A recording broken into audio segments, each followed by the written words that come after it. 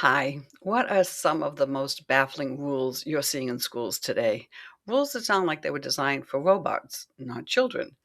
Among the ones that drive me crazy are no talking during lunch, no running, tag, cartwheels, or even balls on the playground, and no naps for preschoolers, because of course it interferes with instructional time. If you've ever wondered why kids seem dysregulated, stressed, or disconnected from school, these rules are a big part of the story. They're also part of the reason children act out. Imagine being 6 years old, sitting in a room full of your friends, and being told you're not allowed to talk, not even quietly, not even to the person sitting right next to you. Lunch is one of the only unstructured social moments children get in the entire school day. It's where friendships grow, where kids decompress, where they practice the social and communication skills we claim to value. Silencing children during lunch doesn't teach self regulation, it teaches compliance. It teaches that their voices are inconvenient, and it sends the message that efficiency matters more than connection. Now let's move outside. According to the American Association for Promoting the Child's Right to Play, 40% of elementary schools in the states have no recess at all, again, in favor of more instructional time. That alone is shameful.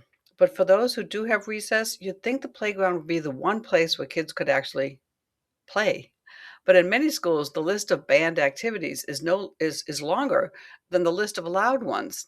No running, no cartwheel, no tag, no balls, no climbing anything that looks remotely fun. We've turned recess into a risk management zone instead of a developmental necessity. Children need to run. They need to spin, tumble, climb, chase, and test their bodies. That's not extra. That's the foundation of motor development, sensory regulation, and emotional well being.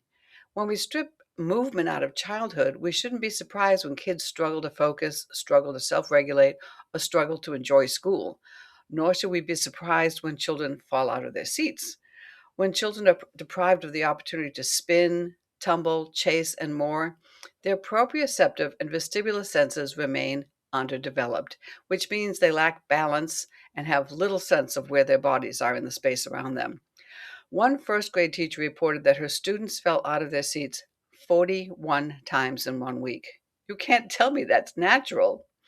And then there's the no nap nonsense, the rule that preschoolers, 3 and 4 year olds, should not nap during the day, according to one Maryland administrator, because we have to get rid of all the baby stuff. Let's be clear. Young children are biologically wired to need rest. Their brains are growing at a staggering pace. Their bodies are working overtime. A nap isn't a luxury, it's a developmental requirement. When we deny rest to the youngest learners, we're not preparing them for rigor. Ugh. We're ignoring everything we know about child development. And ironically, we end up with children who are more dysregulated, more emotional, and less able to learn. What do these rules reveal? All of them. Silent lunches, restricted playgrounds, nap free preschools have something in common. They're designed for adult convenience, not child well being. They come from fear of noise, fear of liability, fear of mess, fear of anything that feels unpredictable.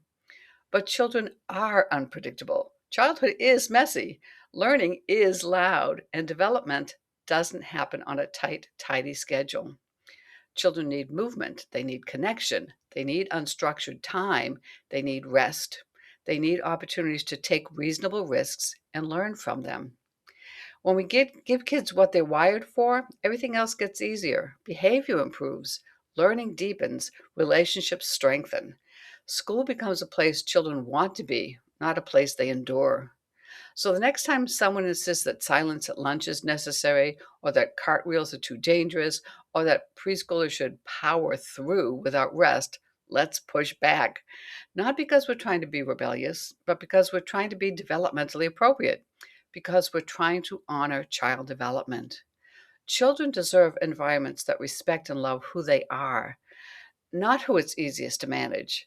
And if we want healthier, happier, more successful learners, it starts with letting children be children.